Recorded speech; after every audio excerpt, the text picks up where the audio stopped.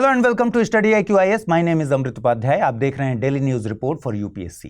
Let's start this bulletin with the headlines. India का 78th independence day आज हो रहा है सेलिब्रेट। डेवलप्ड इंडिया रखी गई है थीम। 2047 तक डेवलप्ड नेशन बनने का है टारगेट। 14 अगस्त को मनाया गया पार्टीशन हॉरर्स रिमेम्बरेंस डे। 2021 में इसकी हुई थी अनाउंसमेंट। सिरिल रेडक्लिफ ने ड्रॉ किया था डिवाइडिंग बॉर्डर। और इंडिया में मिलने वाले सॉल्ट एंड शुगर में मिला माइक्रो प्लास्टिक। ह्यूमन हेल्थ के लिए डेंजरस माइक्रो प्लास्टिक, एनजीओ ने किया इसे रिव्यू।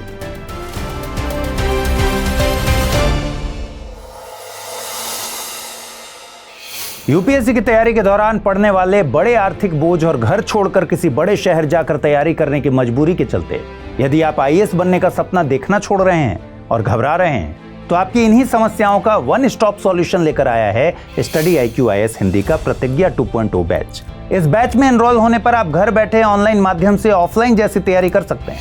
इसमें आपको मिलता है एक सिलेक्शन बॉक्स जिसमें 18 किताबों का एक सेट, पेन, डायरी, भारत और विश्व का भौगोलिक एवं राजनीतिक मानचित्र, हाइलाइटर और कई महत्वपूर्ण एसेसरीज भी शामिल हैं जो आपके प्रिपरेशन के दौरान बेहद सहायक होंगी। और सबसे खास बात यह कि यदि आपने प्रीलिम्स 2025 क्लियर कर लिया तो आप अपनी फुल फीस रिफंड करा सकते हैं और तब आपके कोर्स की वैलिडिटी भी 1 साल के लिए बढ़ा दी जाएगी।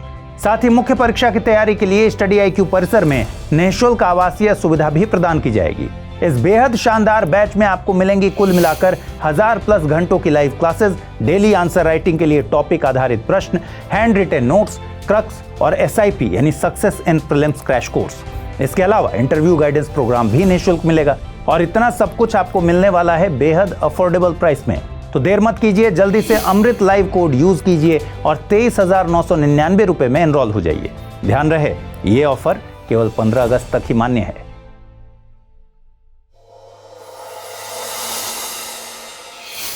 आइए स्टार्ट करें। इंडिया आज अपनी इंडिपेंडेंस की 78th एनिवर्सरी मना रहा है। On the occasion of Independence Day many congratulations to you all. हर एक इंडियन के लिए 15 अगस्त एंड 26 जनवरी बहुत स्पेशल डेज हैं। कॉलोनियल स्लेवरी के 200 ईयर्स के बाद इंडिया को 15 अगस्त को ही इंडिपेंडेंस मिली थी। 2024 में इंडिपेंडेंस डे की थीम रखी गई है डेवलप्ड इंडिया। इंडिया ने 2047 तक डेवलप्ड कंट्री बनने का टारगेट रखा है। इंडिया 2047 में ही अपनी इंडिपेंडेंस के 100 ईयर्स कंप्लीट करेगा। इस ओकेजन पर हर घर तिरंगा कैंपेन भी रन किया जा रहा है। 9 अगस्त से स्टार्ट हुआ ये कैंपेन 15 अगस्त तक चलेगा। इसका पर्पस है कि every Indian should host the tricolour flag. इसके साथ ही हर इंडियन के माइंड में पैट्रियोटिज्म एंड नेशनल प्राइड की फीलिंग ग्रो करनी चाहिए। देखिए, इंडिया के लोग लंबे समय से इंडिपेंडेंस के लिए स्ट्रगल कर रहे थे। फिर इंडिपेंडेंस के लिए 15 अगस्त को ही क्यों चूज किया गया, इसकी भी एक स्टोरी है। ब्रिटिश पार्लियामेंट ने जून 1948 तक इंडिया को पावर हैंडओवर करने की रिस्पॉन्सिबिलिटी लॉर्ड माउंटबेटन को दी थी। फ्रीडम एट मिडनाइट बुक के अकॉर्डिंग लॉर्ड माउंटबेटन ये बिलीव करते थे कि वो इस पूरे इवेंट के मास्टर हैं, सो इसकी डेट भी उनके अकॉर्डिंग ही होनी चाहिए। उन्होंने 15 अगस्त को इसलिए सेलेक्ट किया क्योंकि जापान ने 15 अगस्त को सेकेंड वर्ल्ड वॉर में सरेंडर किया था। ये डेट माउंटबेटन के लिए भी इंपॉर्टेंट थी क्योंकि इस दौरान वे अलाइड कंट्रीज की साउथ ईस्ट एशिया कमांड के हेड थे जो जापान की इंपीरियल आर्मी के अगेंस्ट फाइट कर रही थी। इस तरह माउंटबेटन के अकॉर्डिंग 4 जुलाई को ब्रिटिश हाउस ऑफ कॉमन्स ने इंडियन इंडिपेंडेंस बिल पास किया जिसमें 15 अगस्त को इंडिया को इंडिपेंडेंस देने का प्रोविजन किया गया। इट इज नोटवर्दी कि दोनों ही दिन 15 अगस्त एंड 26 जनवरी को नेशनल फ्लैग के कस्टम्स में डिफरेंस है। फॉर एग्जाम्पल, इंडिपेंडेंस डे के ओकेजन पर प्राइम मिनिस्टर रेड फोर्ट के रैम्पेट से नेशन को एड्रेस करते हैं। Also the tricolour is tied at the very bottom of the pole. Prime minister rope की हेल्प से ट्राई कलर को ऊपर की तरफ पुल करते हैं। इस पूरे प्रोसेस को फ्लैग होस्टिंग कहा जाता है। 26 जनवरी दैट इज रिपब्लिक डे के ओकेजन पर the tricolour flag is tied at the top of the pole. President द्वारा इसे बिना ऊपर की तरफ पुल किए हुए फ्लैग को अनफर्ल किया जाता है। इंडिपेंडेंस डे वो डे है जब इंडिया एक न्यू नेशन के तौर पर बॉर्न हुआ। उस दिन हमारा देश कॉलोनियल रूल से इंडिपेंडेंट हो गया। ब्रिटिश जैक को लोअर करके इंडियन फ्लैग को होस्ट किया गया। 15 अगस्त 1947 को इंडिया इंडिपेंडेंट था, बट उस समय प्रेजेंट प्रेसिडेंट की पोस्ट नहीं थी। लॉर्ड माउंटबेटन गवर्नर जनरल थे और गवर्नर जनरल की पोस्ट प्रेसिडेंट की पोस्ट के इक्वल थी। who was a symbol of colonial power. Therefore, national flag को इंडिपेंडेंट इंडिया के फर्स्ट प्राइम मिनिस्टर ने होस्ट किया था। 26 जनवरी को कंट्री इंडिपेंडेंट थी। Constitution of India independent country की कॉन्स्टिट्यूएंट असेंबली ने अडॉप्ट किया था। Therefore, इन दोनों ही डेज पर नेशनल फ्लैग के कस्टम्स में डिफरेंस दिखता है। 14 अगस्त को इंडिया में partition horrors remembrance day celebrate किया जाता है। ये डे इंडिया के पार्टीशन के चलते डिस्प्लेसमेंट का सामना करने वाले लोगों की मेमोरी में सेलिब्रेट किया जाता है। इस डे को सेलिब्रेट करने की announcement prime minister Narendra Modi ने 14 अगस्त 2021 को की थी। देखिए, इंडिया का पार्टीशन देश के लोगों के लिए एक ट्रेजेडी थी। ये डिसीजन लोगों ने नहीं लिया था, बट इसका इफेक्ट कॉमन मैन पर ही सबसे ज्यादा हुआ था। इंडिया का partition forced migration and human displacement की एक स्टोरी है। The country was divided into two parts and लोगों का लाइफस्टाइल एंड सेंचुरीज तक कोएग्जिस्ट करने वाली सोसाइटी सडनली खत्म सी हो गई। रिलीजन एंड फेथ पर बेस्ड ये वायलेंट पार्टीशन लोगों की मेमोरीज में एक हॉरर की तरह है। अगर हम लिटरल मीनिंग पर जाएं तो partition and division same words लगते हैं, बट दोनों डिफरेंट हैं। सपोज कीजिए आपके पास 10 चॉकलेट्स हैं और आपको इन्हें 2 पार्ट्स में डिवाइड करना है। देन आप इन्हें 2 पार्ट्स में डिवाइड कर देंगे, जिसमें 5 चॉकलेट्स एक पार्ट में होंगी। बट अगर आपके पास एक चॉकलेट है और उसे डिवाइड करना है, then what will you do? आप एक ही चॉकलेट को 2 पार्ट्स में ब्रेक कर देंगे। Partition means breaking. During this period around 6 million non Muslim people Pakistan के पार्ट से माइग्रेट करके इंडिया आए। सिमिलरली अराउंड 6.5 मिलियन मुस्लिम लोग इंडियन पार्ट से माइग्रेट करके पाकिस्तान चले गए। स्टैटिस्टिक्स के अकॉर्डिंग पार्टीशन के दौरान हुए वायलेंस में 1 करोड़ से भी ज्यादा लोग मारे गए थे, बट एक्सेप्टेड फिगर 5 लाख के अराउंड है। फ्रीडम स्ट्रगल के दौरान जिन हिंदू मुस्लिम कम्युनिटीज ने मिलकर फाइट की, वो इंडिपेंडेंस के दौरान डिफरेंट कंट्रीज में जा रहे थे। पार्टीशन फ्रीडम मूवमेंट का कल्मिनेशन क्यों बना, ये हिस्ट्री का एक कॉम्प्लेक्स क्वेश्चन है। कोई एक इंडिविजुअल या फिर कोई एक इवेंट इसके लिए रिस्पॉन्सिबल नहीं है। इसके लिए लंबे समय तक चले इवेंट्स की पूरी सीरीज ही रिस्पॉन्सिबल है। यू शुड नो कि मुस्लिम्स के लिए एक सेपरेट कंट्री पाकिस्तान की डिमांड ज्यादा पुरानी नहीं थी। ईयर 1940 में मुस्लिम लीग ने एक प्रपोजल प्रेजेंट किया था एंड मुस्लिम एरियाज के लिए ज्यादा ऑटोनॉमी की डिमांड की थी, और एक डेकेड से भी कम समय में यह डिमांड एक कंप्लीट सेपरेट कंट्री में टर्न हो गई। मोहम्मद इकबाल एक उर्दू पोएट थे। उन्होंने सारे जहां से अच्छा हिंदुस्तान हमारा सॉन्ग लिखा था। इस सॉन्ग को लिखने के कुछ साल बाद 1930 में मुस्लिम लीग की प्रेसिडेंशियल स्पीच में उन्होंने एक सेपरेट मुस्लिम स्टेट की डिमांड की थी। इस तरह के कई मूड स्विंग्स पार्टीशन के लिए रिस्पॉन्सिबल हैं। बट डिस्पाइट ऑल दिस, एक क्वेश्चन अराइज होता है कि पार्टीशन तो ऑलरेडी हो रहा था, देन इतनी वायलेंस क्यों हुई? एक रीजन तो जल्दबाजी है। सेकेंड वर्ल्ड वॉर के बाद ब्रिटेन की पोजीशन स्ट्रांग नहीं थी। ब्रिटेन खुद पर से कॉलोनियल पावर का टैग जितना जल्दी हो सके उतना जल्दी रिमूव करना चाहता था। लॉर्ड माउंटबेटन, जो उस टाइम इंडिया के गवर्नर जनरल थे, उनके पास इंडिया के इंडिपेंडेंस के टास्क को कंप्लीट करने के लिए जून 1948 तक का समय दिया गया था। बट उन्होंने एडवांस में ही डेट चूज कर ली थी और जल्दबाजी में लिए गए इन डिसीजंस के रिजल्ट से हम सब अवेयर हैं।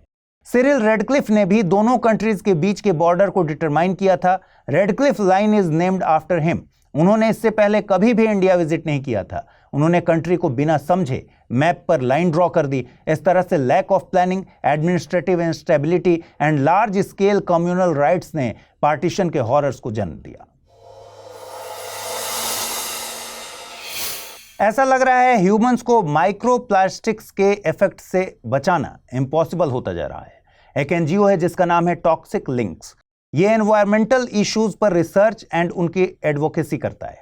रिसेंटली इसने एक रिसर्च की है। इस रिसर्च के अकॉर्डिंग इंडिया में सेल किए जाने वाले सभी सॉल्ट एंड शुगर में, चाहे वो पैकेज्ड हों या फिर अनपैकेज्ड हों, ऑनलाइन सेल किए जाते हों या फिर लोकल मार्केट में, सब में माइक्रो प्लास्टिक्स का कुछ अमाउंट प्रेजेंट है। यह भी एक कंसर्न है कि ऑर्गेनिक रॉक सॉल्ट के कंपैरिजन में आयोडाइज्ड सॉल्ट में माइक्रो प्लास्टिक्स का कॉन्सेंट्रेशन हायर है। जनरली घरों में आयोडाइज्ड सॉल्ट ही ज्यादा यूज होता है। शुगर एंड सॉल्ट में पाए गए माइक्रो प्लास्टिक्स 8 डिफरेंट कलर्स के थे: transparent, white, blue, red, black, purple, green and yellow. इस रिसर्च का पर्पस यह है कि माइक्रो प्लास्टिक्स से होने वाले हेल्थ चैलेंजेस को लेकर पॉलिसी लेवल पर कुछ वर्क हो सके। देखिए, माइक्रो प्लास्टिक्स किसी प्रोडक्ट की मैन्युफैक्चरिंग के दौरान या लार्ज प्लास्टिक्स के स्मॉलर पीसेज में ब्रेक होने से प्रोड्यूस होते हैं। UNEP, that is United Nations Environment Programme, 5 millimetre से स्मॉल साइज वाले प्लास्टिक पार्टिकल्स को माइक्रो प्लास्टिक्स के तौर पर डिफाइन करता है। माइक्रोप्लास्टिक्स को दो कैटेगरीज में डिवाइड किया जा सकता है, primary and secondary. Primary category में कॉमर्शियल यूज के लिए प्रिपेयर किए गए स्मॉल पीसेस को इंक्लूड किया जाता है, जैसे स्क्रब्स, शैम्पूज, मस्कारा में प्रेजेंट माइक्रोप्लास्टिक्स। वहीं सेकेंडरी कैटेगरी में लार्ज प्लास्टिक आइटम्स से ब्रेक डाउन करने वाले माइक्रोप्लास्टिक्स को इंक्लूड किया जाता है, such as plastic bottles. Microplastics एक मेजर एनवायरमेंटल कंसर्न है बिकॉज वो इजीली बायोडिग्रेड नहीं होते एंड सालों तक एनवायरमेंट में बने रह सकते हैं। Even when flush down the drain वे रिवर्स, लेक्स एंड ओशंस में पहुंच सकते हैं, जहां मरीन एनिमल्स उन्हें कंज्यूम कर सकते हैं और वो फूड चेन में एंटर कर सकता है। जब माइक्रोप्लास्टिक्स फूड चेन में एंटर करते हैं और ह्यूमंस द्वारा उन्हें कंज्यूम किया जाता है, देन ये हेल्थ रिस्क्स भी जनरेट कर सकते हैं। कुछ रिसर्च ये बताते हैं कि इसमें हार्मफुल केमिकल्स एंड टॉक्सिन्स हो सकते हैं, over a period of time human body में एक्यूमुलेट हो सकते हैं। एनवायरमेंटल एंड हेल्थ कंसर्न्स के चलते कई कंट्रीज ने ब्यूटी प्रोडक्ट्स में भी माइक्रोप्लास्टिक्स के यूज को बैन कर दिया है या फिर रेगुलेट करना स्टार्ट कर दिया है। इसी रीजन से कंपनीज माइक्रोप्लास्टिक्स के नेचुरल अल्टरनेटिव्स की तरफ शिफ्ट हो रही हैं, जिन्हें ब्यूटी प्रोडक्ट्स में यूज किया जा सके, जैसे क्रश्ड सीड्स, नट्स और फ्रूट कैनल्स को एक्सफोलिएशन के लिए। कंपनीज सेलुलोज या स्टार्च जैसे मटेरियल से बने बायोडिग्रेडेबल ऑप्शंस को भी एक्सप्लोर कर रही है।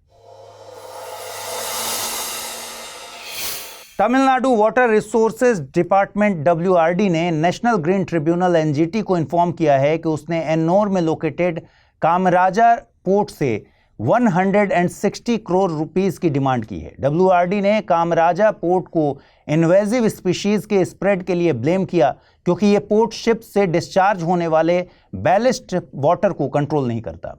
Now we will try to understand what is ballast water. Ships को स्टेबल रखने के लिए सी में एक सर्टेन डेप्थ तक सिंक करना पड़ता है। जब एक शिप अपना कार्गो डिस्चार्ज करती है, then it rises in the water. इसे सी में एक मिनिमम डेप्थ पर रखने के लिए शिप का स्टाफ शिप के टैंक्स में सी वाटर फिल कर देता है, जिसे बैलिस्ट वाटर कहते हैं। जब शिप कार्गो रीलोड करती है, जिससे वो ज्यादा सिंक होने लगती है, देन बैलिस्ट वाटर को शिप से बाहर पंप कर दिया जाता है। अभी तक बैलिस्ट वाटर फिल करने और डिस्चार्ज करने में कोई रेस्ट्रिक्शन नहीं था, whether it was done at the port, sea और near the coast. Since ballast water invasive species को दूसरी कंट्रीज में ले जाता है, जो इकोसिस्टम्स को डिस्ट्रॉय कर देता है, एंड इसीलिए ग्लोबल शिपिंग ने बैलिस्ट वाटर को कंट्रोल करने के नीड को समझा है। इंडिया में साइंटिस्ट्स ने शिप्स के बैलिस्ट वाटर से आने वाली अराउंड 30 इन्वेजिव स्पीशीज को आइडेंटिफाई भी किया है।